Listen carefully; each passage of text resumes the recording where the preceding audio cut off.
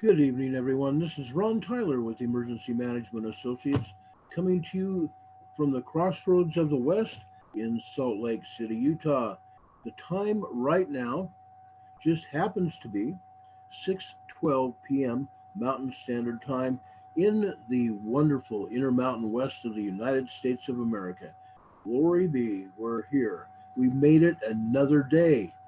Thank you very much, everyone. Anyway, we want to welcome everybody here to our program tonight, as we always do. We are going to have a shortened broadcast tonight. I do not feel up to doing a lengthy broadcast unless we have a major situation, of which case I'll just get through it. I'm going to see a doctor tomorrow um, to finally get over whatever it is. I've also ordered some things on Amazon to get me through and hopefully bring about a lot of change in my health to better. But it's not a good thing to stay up all night long coughing. Anyway, no matter with me, I want to get right down to business with what we have. Um, First off, earthquakes, seismic energy. We have a few earthquakes to talk to you about. I'm going to point out the largest earthquakes so you'll know what we're talking about. Um, we have quite a few earthquakes, matter of fact, here. And I want to show you what we're talking about because what we're seeing is a bunch of fives, a bunch of fives. Most of them are here in the Pacific Ring of Fire, from the South Pacific here, Tonga, Fiji, uh, Samoa, over here into Vanuatu, the Solomon Islands, and over into Indonesia. However, none of that applies right now. The fact of the matter is this small quake here, relatively small, a 4.95.0. I call this as a 5 because USGS keeps downgrading these earthquakes to the point 0.9 society, a 4.9 in Fiji today, earlier this morning. We've also had, oh, let's start over here in the Eastern Pacific. A 5.5 magnitude quake hit off the Ecuadorian coast, 209 kilometers north northwest of Puerto Ayora, Ecuador. Puerto Ayora, Ecuador this morning. Over here over here on the coast of Chile, pretty much northern Chile. We've had a 5.1 magnitude earthquake, 87 kilometers, approximately 50 miles north northeast of San Pedro de Atacama. Sandro, San Pedro de Atacama. I'm going to open this map up a little bit so you can pretty much see where this is. You'll notice it's all but right next to Bolivia and Chile. They share a common border right in here. So between Bolivia and Chile today, they've had a 5.1 magnitude earthquake down here. Also, further south, Vincina, Argentina, on the Chilean Argentine border, we've had a 4.2 there. So they've had a little bit of shaking. But these are not the only quakes. Again, USGS does not tell us about everything that's going on. We've had this earthquake over here in the Fiji area, 4.95.0. Over here in southern Indonesia, southern Java, we've had a large 5.0 magnitude earthquake, 12 kilometers, approximately 7 miles west southwest of Sikurug, Indonesia. Just west of that, literally just west of that, another 5.5 magnitude earthquake, approximately 65 miles southwest of Kurapan, Indonesia, 131 kilometers southwest of Kurapan, Indonesia. Then we go over to northern Sumatra. We had another 5.0 over here, approximately 65 miles southwest of Langsa, Indonesia. Okay, this is up over right on the money over here in northern Sumatra. Now, we don't know whether this one caused any damage. We also don't know whether this one caused any damage. We have no clue. They're not reporting anything to us, to anyone. It's like China and USSR, China and Russia. It just doesn't happen. They're just not reporting the information from down here yet. And it could be because it's been dark. It's been night there, and it's just barely becoming light now over there in Indonesia. It is already Wednesday morning in Indonesia. Also, right on the north side of India and South China, it comes up as China. It's also come up as Nepal earlier today. A 4.2 moderate quake hit 131 kilometers east northeast of Luring, China. Luring, China. Over here in Saray, Turkey, we had a 4.2 moderate quake. Okay, an interesting day to say the least. Also, this afternoon, over early afternoon today, we had a 5.0 magnitude earthquake that made itself known over here in the central mid-Atlantic Ocean, central mid-Atlantic ridge. And you can see the fracture zone, mid-Atlantic ridge, going all the way from down here. Too much there. It goes all the way down here to the North Antarctic ridge and spans all the way up into the North Pole of the Earth. But this is the central mid-Atlantic ridge between South America and Africa, right there in the middle of the Atlantic, right there. So there's that. Now, I'm sorry to say, our wonderful map here on the USGS side is not showing us a lot of what's happened here in the United States. Okay, it's showing us two earthquakes. It's only showing us two earthquakes here. A 2.9, 65 kilometers west of Petrolia, California. This again is about 40 miles west of Petrolia, California. And look, it's still in the Triple Junction area. This other earthquake, also 2.9, 81 kilometers, approximately 48 miles west of Ferndale, which is just barely north of Petrolia here. Ferndale is right here, Petrolia is right here. This is west of Ferndale, California, another 2.9. Why are we concerned? One might ask, why are we so concerned? Those are small quakes. Folks, we've had a 5.9 here, as well as 10 other earthquakes here in the past 36 hours. Okay, and we're still getting aftershocks. And one other earthquake just hit, a 3.3 hit. This just came in, just as we were talking about this.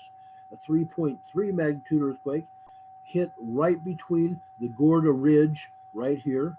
This is the Gorda Ridge, and this is the Cascadia subduction zone here. So it's right between the two fractures. This is closer to Cascadia.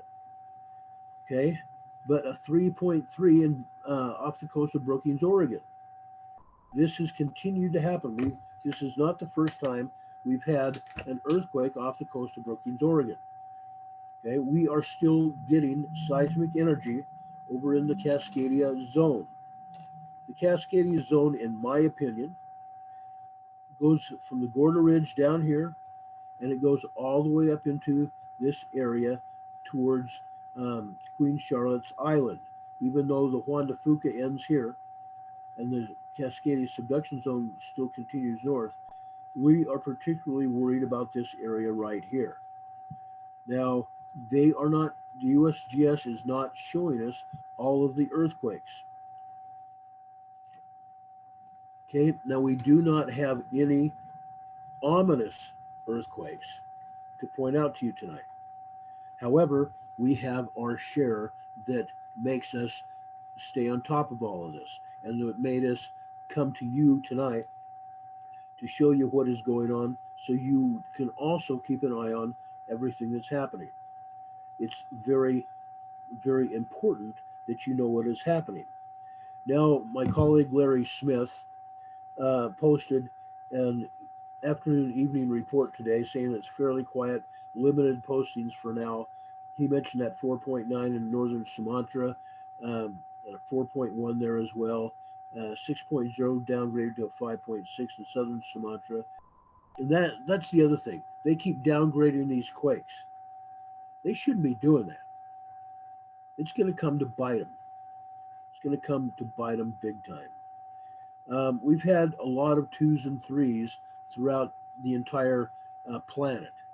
Okay, the ones that I'm really trying to pay attention to is the threes that go into fours and fives and sixes. Okay, that's what I'm paying attention to. However, there's some others that we need to show you right now. Um, Let me bring up my other map of the EMSC, and I'll show you those earthquakes.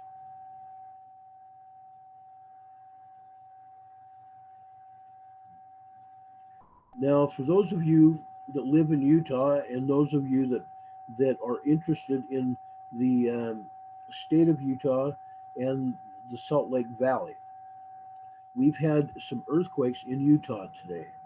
We had one down in uh, central Utah, east central Utah, near Carbon City, East Carbon City. It was a 1.8 today in East Carbon City, and EMSC and USGS never even put it up, but EMSC had it and they've taken it down.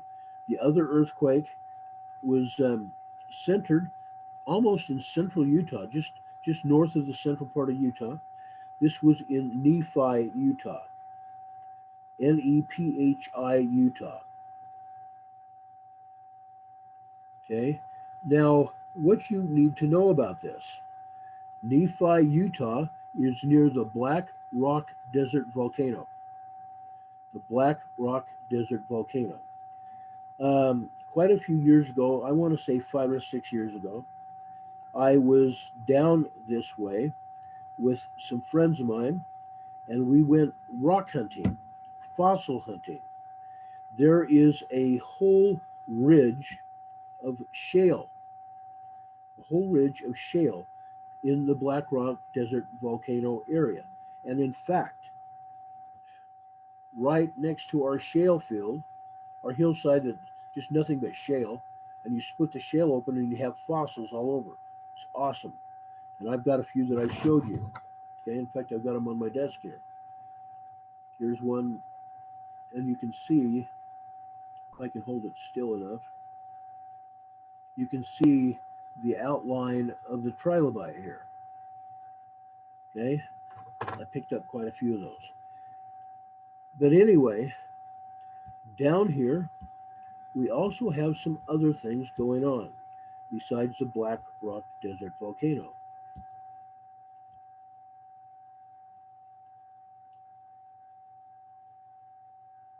Can you say oil and gas pumping operation?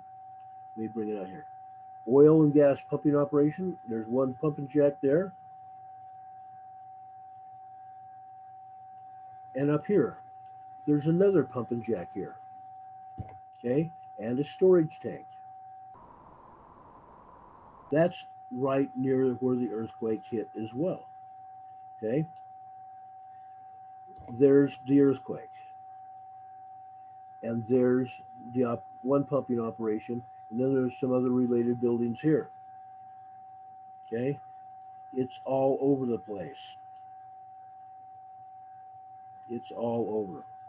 But anyway, I wanted to show you the field where we did our excavation, if you will, for trilobites.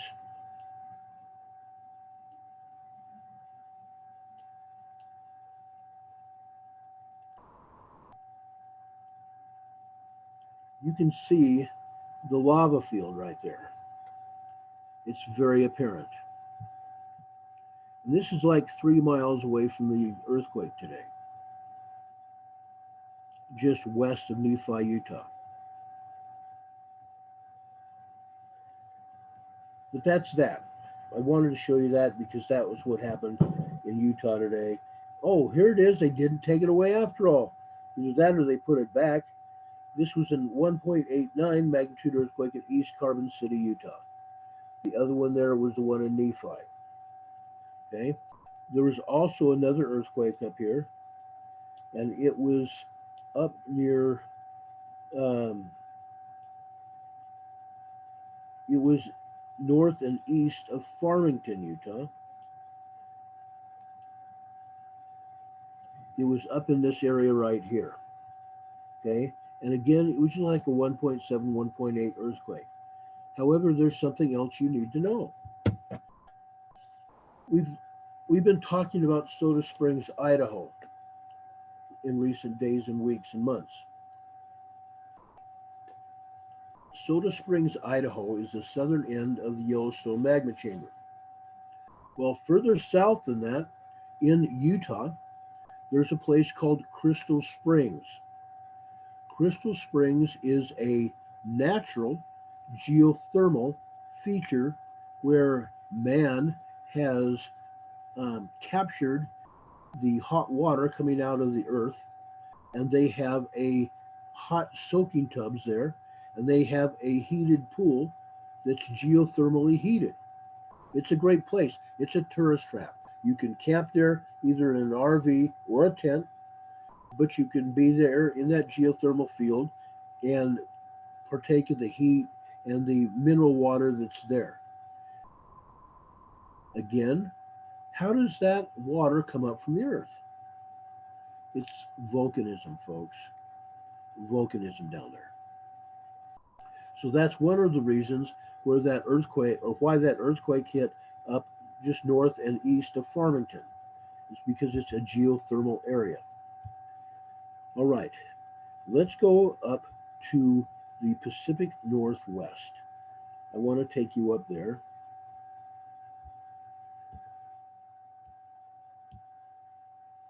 Okay, let's go up to British Columbia first. Squamish, British Columbia was hit by a 1.2 today. Gosh, it just disappeared. I don't like it when it does that. Squamish, British Columbia, 1.2 magnitude earthquake, just north of Vancouver Island there. We have more, folks. Stand by, we have more. Over in Snohomish, Washington, a 0.81. 0.81. Then over just south of the Puget Sound in Seebeck, Washington, we have a 1.53. 1.53 just south of the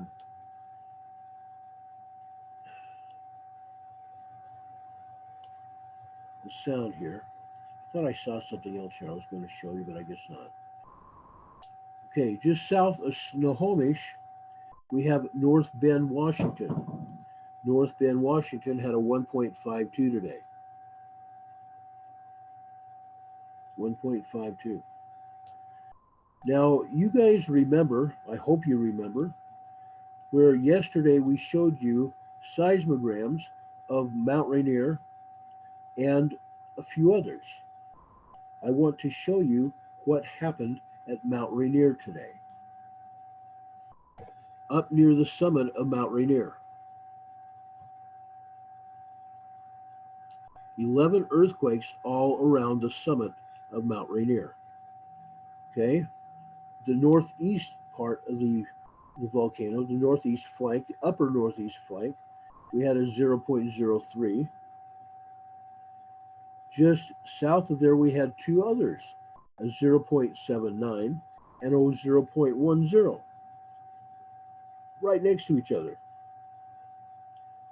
Okay, let's go on. South and east of there, a 0.36.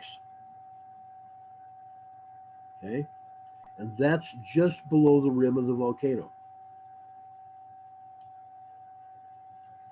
Going south and west there, just a skosh, probably several hundred yards, a 0.19. Right there, 0.19. Just a hair south of there, southeast or south and west of there, a 0.68. Oh, darn it. This is 0.68 right there. Okay. Let's go directly east. This is a 0.69 on the rim of the volcano. Just a few, maybe 100 yards from there, a 0.76. Okay. Also right on the rim. Let's go south. 0.69. Oh, darn it. Wish they'd quit doing that. 0.69. In the crater. 0.50 in the crater. It's right on the summit. Here's a 0.62. And right across from there, west of or east of there, a 1.53. Now you guys are probably asking, why is that crazy Ron dude showing us minor earthquakes? Folks, we have been paying attention to Rainier for quite some time, right? Yes, we have. Now we know that Mount Rainier is venting. Yes, it's venting. There's magma hitting that plug, hitting the plug. My hand here is the plug. It's hitting the plug, and it's causing earthquakes. Minor earthquakes for now. However, what is happening? We know that Mount Rainier is venting. These earthquakes are fracturing this plug, allowing steam to come out through the fractures. Steam coming out through the fractures. At some point in time, those fractures are going to open up and pop. When it pops, we're going to have an eruption at Mount Rainier.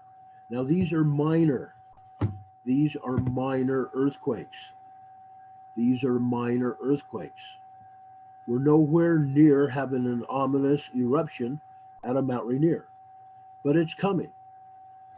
It's coming. That's why it's venting. Pressure is being released from that vent. But at some point in time, the pressure is going to mount. Those fissures are going to open up. And like I said, we're going to have an eruption at Mount Rainier. It's not the only one, folks. There's another one here too, with a lot of earthquakes around it and all over it.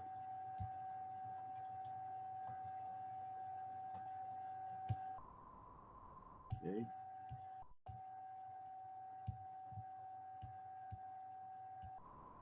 We have 5 earthquakes here. 5 earthquakes here. What do you think this is? This is Mount St. Helens. Mount St. Helens. 5 earthquakes there. Over on the eastern flank, we have a 0.63 on the eastern flank. In the summit, in the crater, and this is at the top of the plug, is minus 0.39, saying above sea level. And you notice where that plug is. Let me open it up a little bit, zoom it in, and you can see the plug. This one's at the plug. Okay? Like a wine bottle, a champagne bottle, there's a cork there. That cork has been steaming. In 1980, we had an eruption out here, and it steamed before it erupted. But we're having earthquakes day after day that keep hitting Mount St. Helens and Mount Rainier. This happens to be St. Helens. Just west of the crater rim, just west of the crater rim, a minus 0.02. Further west, a little bit down the volcano, a 0.50, 0.50 there. And west and north of there, in the foothills of Mount St. Helens, we have a 0.02 there. So we know that the magma is coming into the volcano. The magma is coming into the volcano. We've got 5 earthquakes to prove it. And yesterday we showed you the seismograms. And yes, it was venting on the seismograms. Yes, we were having minor earthquakes on both those volcanoes. But now you see the earthquakes there. You see the earthquakes there. South of Mount St. Helens at Yacolt, Y-A-C-O-L-T, Washington, Y-A-C-O-L-T, Washington, we had a 0.91 magnitude earthquake south of Mount St. Helens. And south of there, a little bit southeast of there, Sandy, Oregon, a 1.80. Sandy, Oregon. And they say that there's no earthquakes in Oregon. Here's Prineville, Oregon, Prineville. We have a 2.11. Prineville, Oregon. It's eastern Oregon. And over on the coast, Oregon coast, Yoncalla, Yoncalla, we have a 1.9 magnitude quake. A 1.9 magnitude quake. And then, just a little while ago, we had this earthquake off the coast of Brookings. Just off the coast of Brookings. Okay. I wanted to give you some relative good idea of where that is. Brookings is right there. Here's Yoncalla, Oregon there. And we have that new earthquake that just hit out here off the Cascade Subduction Zone of 3.3. So we have seismic energy. We have a lot of seismic energy building in the Pacific Northwest. I just showed you. And it's coming down the seaboard, the western seaboard there. It's coming down the Cascade Subduction area. We had 10 earthquakes yesterday over off of the Gorda Ridge. And it's a triple junction, Gorda Ridge and the Cascade Subduction Zone. So it continues to get hit. It continues to get hit. We have earthquakes over at the geysers still. Geysers right there. We've got Mammoth in here.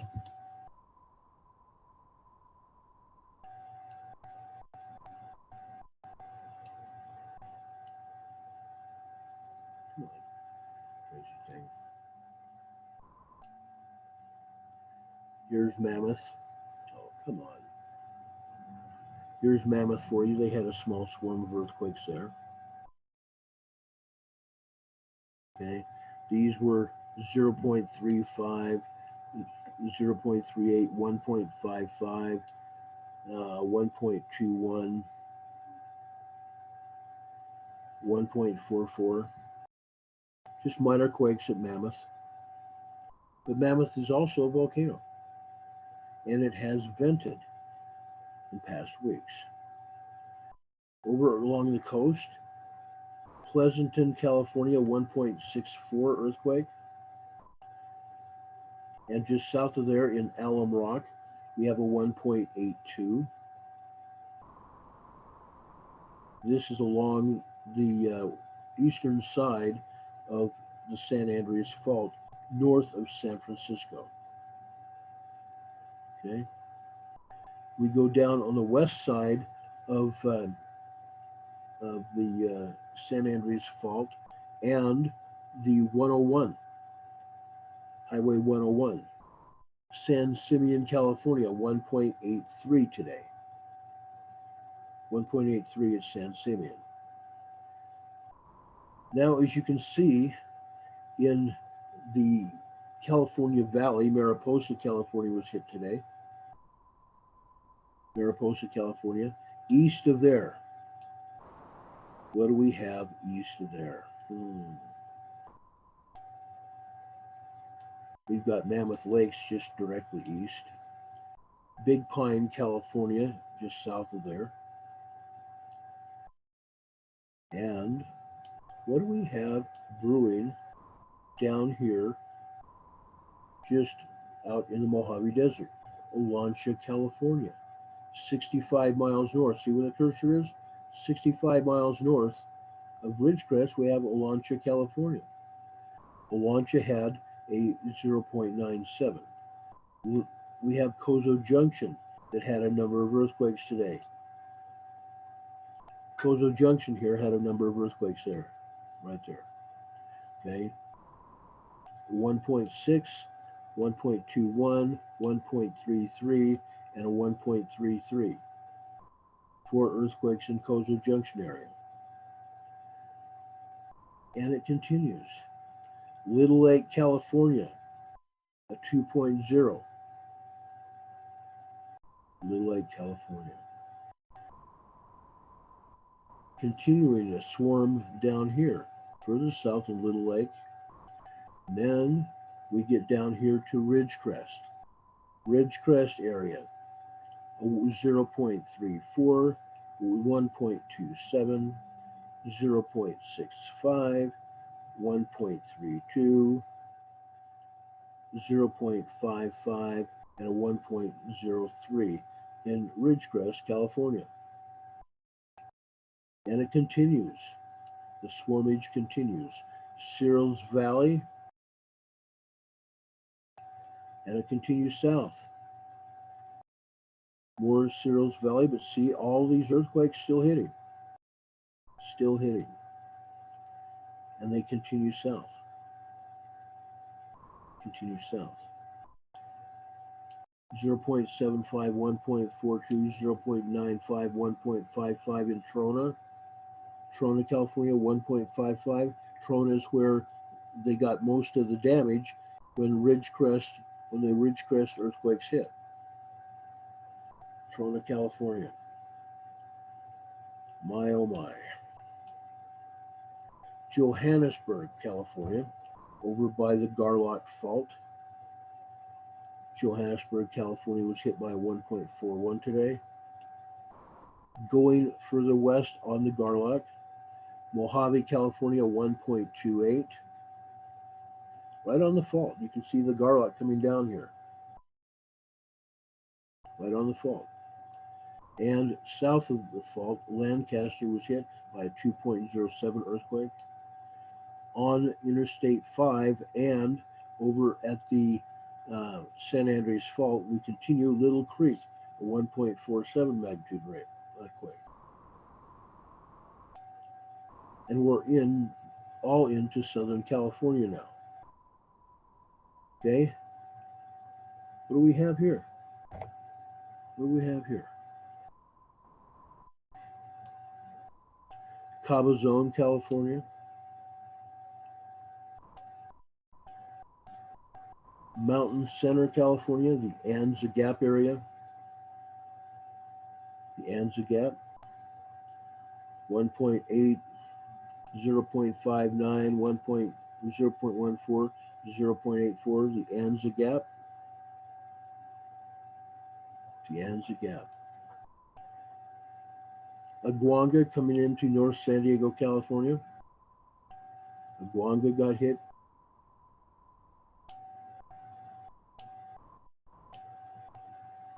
Northeast San Diego, California, Borrego Springs.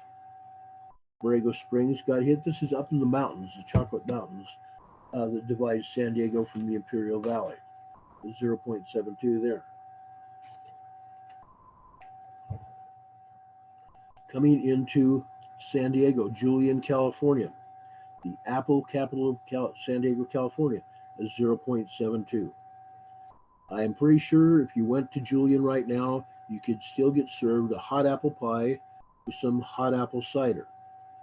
Julian, California is a great place. They got hit by 0.72 and a 1.22 today. Further south, just west, south and west of the Salton Sea, Ocotillo, California, a 1.27 magnitude quake there, right where you see that cursor. Okay, and you see the Salton Sea. There's nothing going on today at the Salton Sea. Salton Butte volcano. There's no activity. There's no activity. And there's no activity in the Baja today. The Baja has been very busy, but there's nothing going on in the Baja.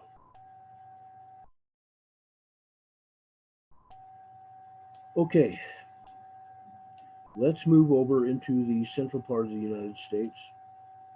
We had 9 earthquakes over towards Oklahoma. Waynoka, Oklahoma, a 1.87 today. 1.87. South and east of there, Enid, Oklahoma, a 1.56. Just north and east of there. Medford, Oklahoma, a 1.83. East and south, Pawnee, Oklahoma, a 0.96. South of there, a 1.74 in Strout, Oklahoma, right where you see the cursor, Strout, Oklahoma. And just, just south and west of there, a 1.40, Blanchard, Oklahoma. Blanchard, Oklahoma. Then out here in the eastern side, Quinton, Oklahoma, a 1.82. Now these are all in oil and gas pumping operation areas. Every one of those is an oil and gas pumping area. Now we have one more earthquake to tell you about for right now. Up in Quebec, Canada. Quebec, Canada is a huge area. North of the United States, 36 miles southeast from Huntington, Quebec, Canada, we have a 2.3. We've been having a lot of earthquakes up in Quebec, Canada in the last month. A lot of them.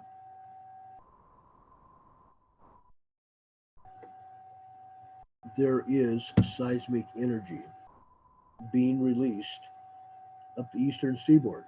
We've seen it. But nothing in the United States right now on the eastern seaboard. But it's coming. It's coming. Now, before we end this program, I want to talk to you about what is going on with the coronavirus. The numbers are increasing substantially with the coronavirus. It's almost doubling what yesterday's numbers were. It's hard to even imagine. It's hard to even imagine what is actually going on. Let me pull up some information here.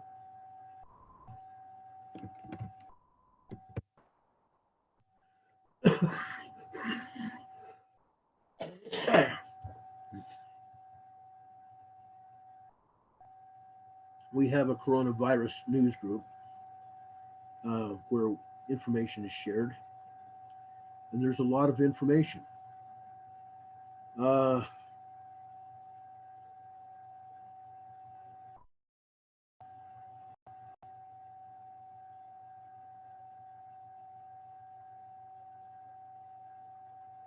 let's see here.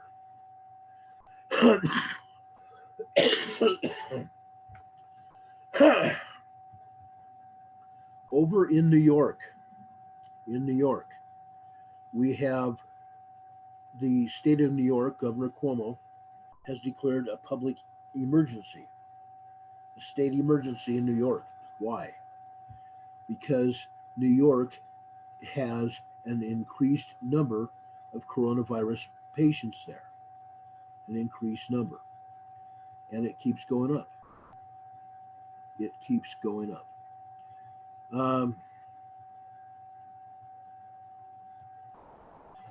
the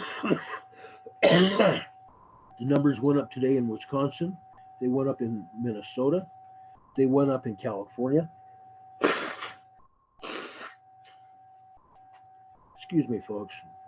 I'm hoping to get over this very soon.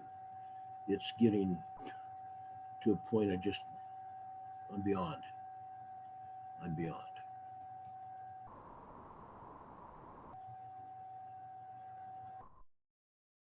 Okay, I'm just trying to find this one piece, this article. We're now up over 110,000, significantly up over 110,000 cases of the coronavirus. Let's see here.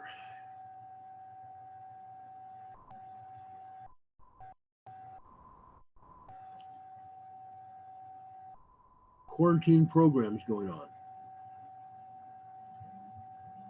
Dallas, Texas, El Paso, Houston, Seattle, Washington, Anchorage, Los Angeles, San Diego, San Francisco, Florida, Miami, Florida, Atlanta, Georgia, Honolulu, Hawaii.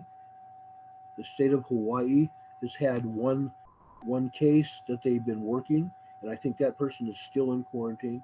He's a resident of Hawaii that had spent time in China. Chicago, Illinois is increasing in numbers there.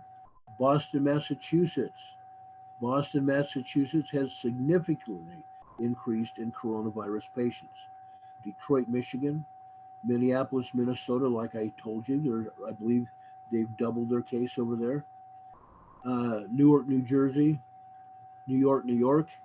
Governor Cuomo has declared a state of emergency. He's brought in the National Guard. The National Guard is now been brought in by Governor Cuomo. Why? Because they have what they call a CBRNE crew in the National Guard. Their whole job is to go and check air quality, number one, air quality to make sure people are safe and that toxic air is not there. They're also going to set up a MASH, a Mobile Army Surgical Hospital. Now, why are they going to set up a MASH? For the simple reason that the hospitals in New York and all over the United States, Italy, Brazil, Hong Kong, and a lot of other places have a lot of patients. Now, if they took in nothing but coronavirus patients, what happens to the other patients there? What happens to the other patients? Do they get coronavirus because the coronavirus is being walked into the hospital? And yes, that's what's happening. We're going to bring in the CBRNE crews and we're going to establish a MASH, not a brick and mortar hospital, a tent hospital where we can go and treat people with the coronavirus. So they don't have to go into a brick and mortar hospital and contaminate the other patients there. And we're going to see more and more of that.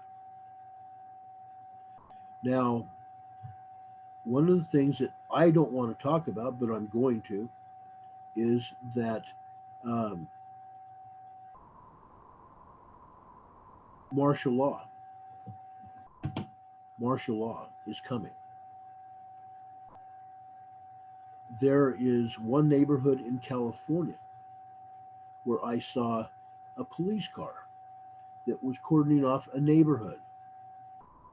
Cordoning off a neighborhood. This is what we have talked about since we first heard of the N1H1 in the early 2000s. Okay? We were first talking about it then. How do we control the virus?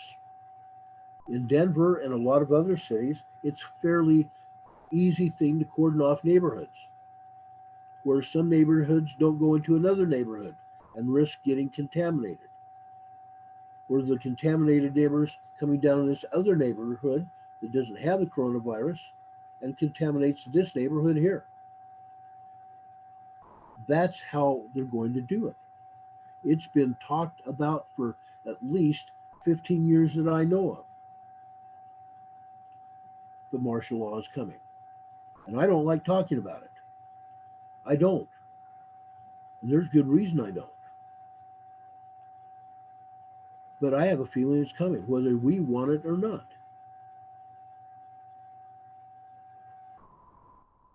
More and more changes are happening all across the United States and all around the world. The latest, about an hour ago, an important update on new coronavirus related measures at Johns Hopkins University. They are transitioning to a remote instruction for all classroom based academic programs by March 23rd. When students start coming back from the spring break, they're not going to be allowed on campus. Before they left on spring break, they were being cautioned to take as many of their personal items with them because they weren't Johns Hopkins wasn't sure when students would be able to return. And they are transitioning from a classroom-based program to an online classroom program and testing and everything like that. And Johns Hopkins isn't the only one. There's another university over on the East Coast that's doing the same thing. Okay? You ought to be aware of this. Be aware of it. All of this is happening. All of this is happening. Let me go here.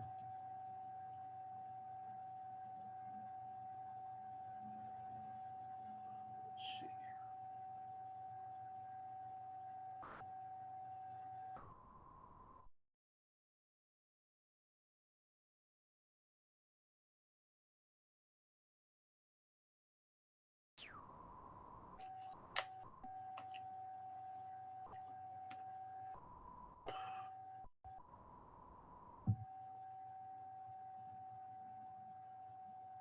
Oh, let's see here.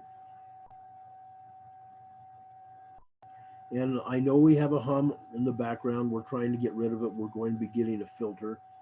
Um, so you're not going to hear any more hums or anything else. I'm sorry that that is there.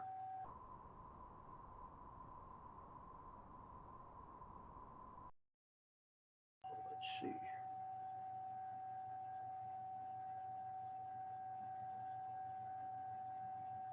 There was something else I wanted to show you.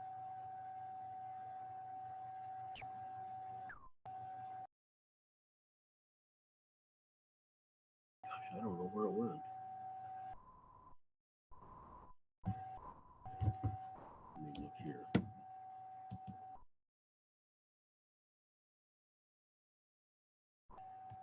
Let me look here.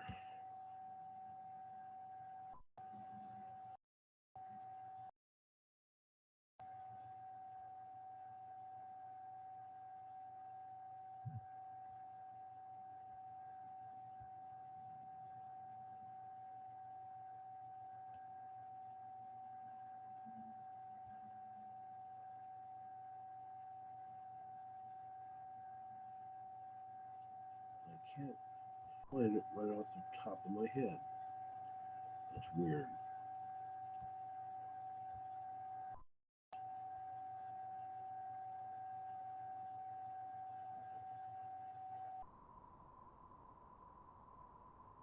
Also, a news analyst, we talked about martial law a few minutes ago, a news analyst has said that President Trump must lock down the United States just like Italy locked down their country to break the chain of exponential spread of the coronavirus. Now, this is just an analyst talking, but I don't think he's too far off. Uh,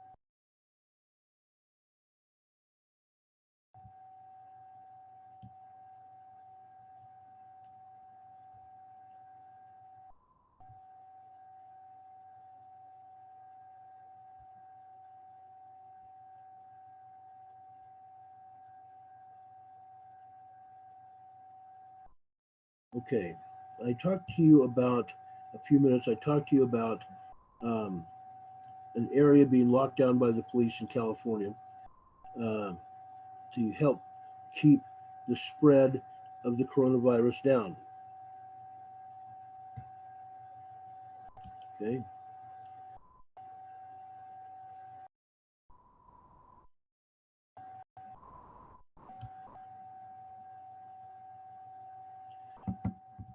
okay.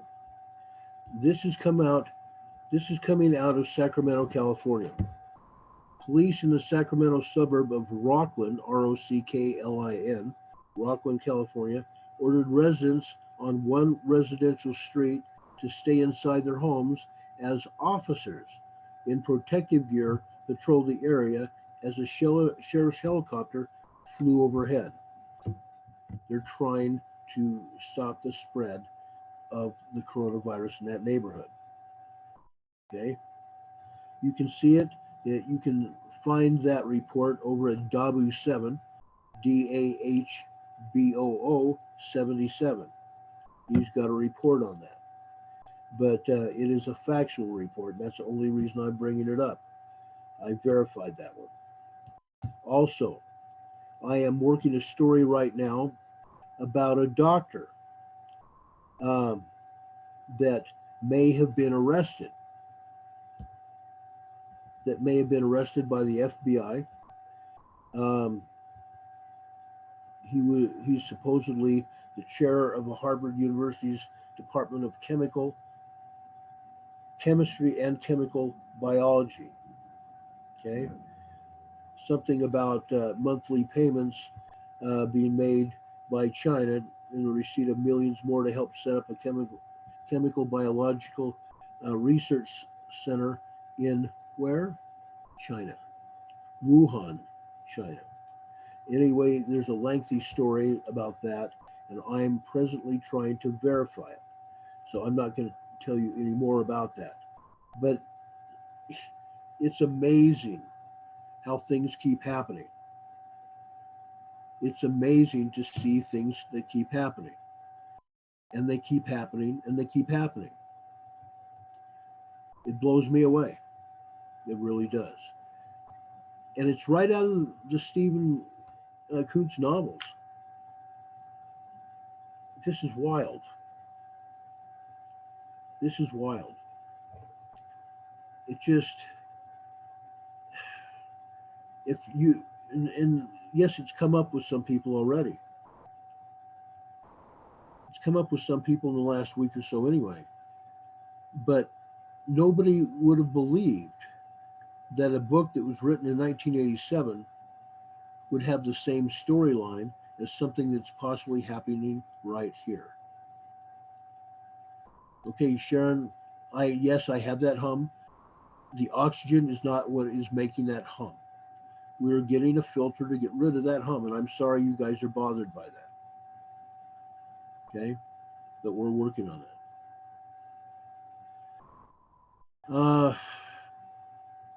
There is a lot of things going on.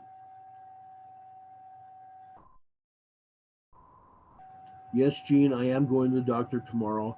When I first came on the air tonight, I said that I had had a relapse Saturday night into Sunday, and then yesterday was really bad, and I still did my program. And then last night I didn't get much any sleep at all till 4 o'clock this morning. Oh, yeah, Dean Koontz, not Stephen Koontz, Dean Koontz, Cherokee. Yeah, it was that book. Um, yes, I'm sorry about that hum. It's going to go away very quickly, very soon. Anyway, I just came on here to the chat room to see if you guys had any questions.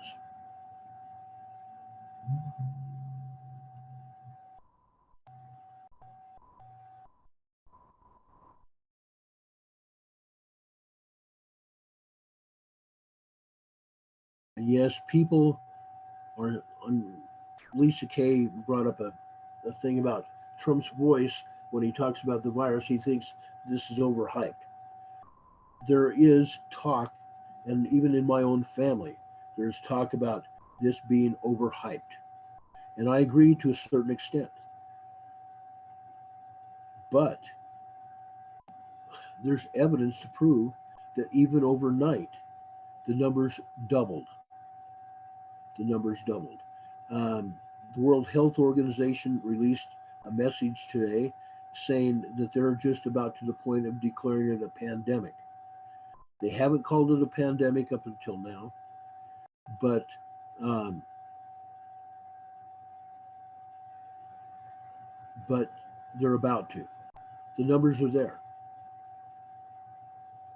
I don't even like to talk about the World Health Organization. Um, I think it's a joke. I really do. That's my own opinion. It's a joke. And thanks, Lisa. I appreciate you loving me, even though there's a hum. But again, our president, I don't think anybody can, not just the president.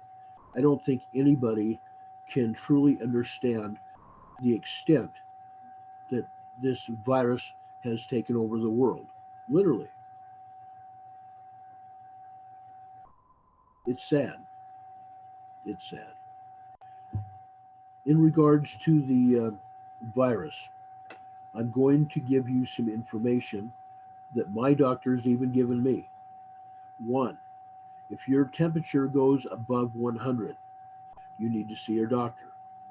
I don't want you going into a hospital, going into a clinic, or going in to see your doctor's office without calling ahead first.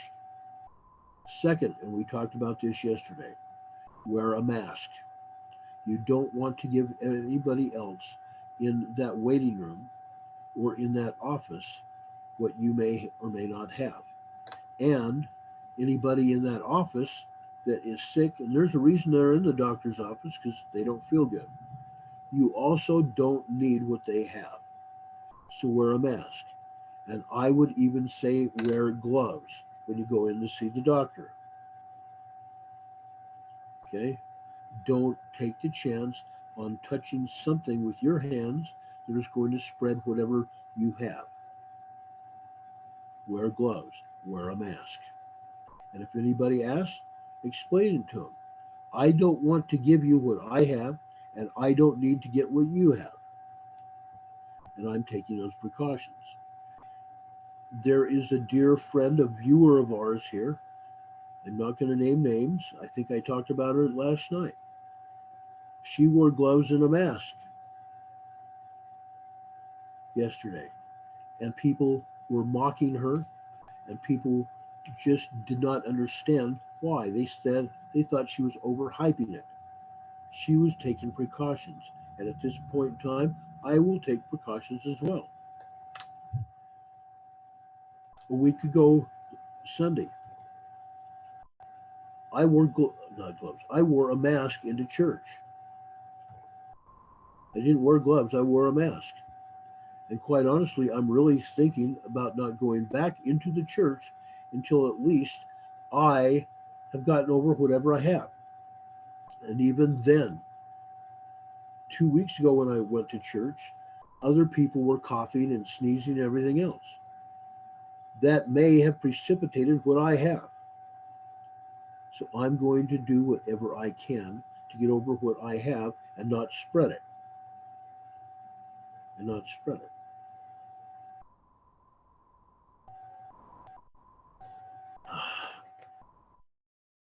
And yes, Heather, I wouldn't want this or wish this on any other person. My worst enemy. No way. But anyway, I'm going to get off of here. I am going to go upstairs and rest. If you guys have any questions or anything to add, you can text me, you can drop me emails. Okay. Also, I've had numerous people over the last even a week that have asked me to start mentioning that you can donate to our program, to what we are doing. You can donate through the Freedom Revolution Network, and in the message box, put EMA, or my name, Ron Tyler. You can also go to PayPal. You can go to PayPal.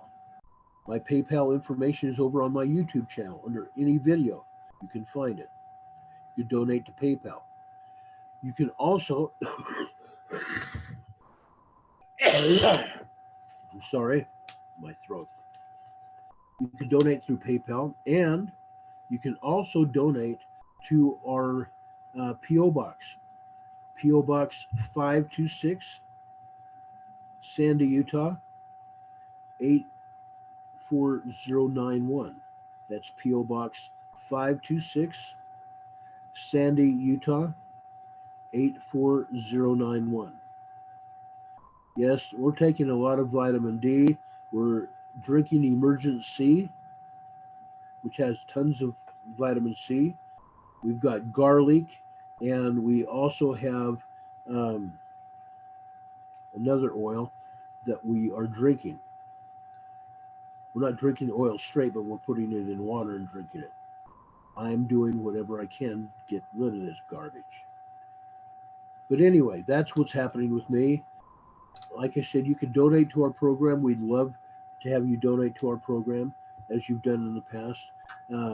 So far during the last month, I don't think we've gotten more than one donation, but I want to thank Marshall for sending us a donation. We really do appreciate it. We love to get cards and letters. We love to get cards and letters. I think I filed the last, I filed them all. During the past few months, we have gotten so many cards, it's not funny. It's awesome. We love it. We love it. The last card we got last week was for Marshall. Okay? Love this card. We really appreciate it. And like I said, he made a donation to us as well. Thank you very much. But people have been asking us that and asking why I don't ask for donations. Well, I have, and I got wrung out on the carpet about that. So I just mentioned how you can make donations to us. Maybe people had forgotten, but that's how you do it.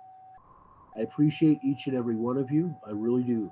And please do know that I love you. God bless you, my dear friends and family. From the bottom of my heart, God bless you. Take care of yourselves. Don't get in any trouble. And Sheila's zinc and selenium too, and magnesium. And yes, Becca, I'm taking vitamin C. But we appreciate all that you do too. As Walter Cronkite has said, and that's the way it is. Tuesday. Or no, it is Tuesday, March 3rd, 2020. For Emergency Management Associates, this is Ron Tyler. Have a great evening, folks. We'll see you tomorrow.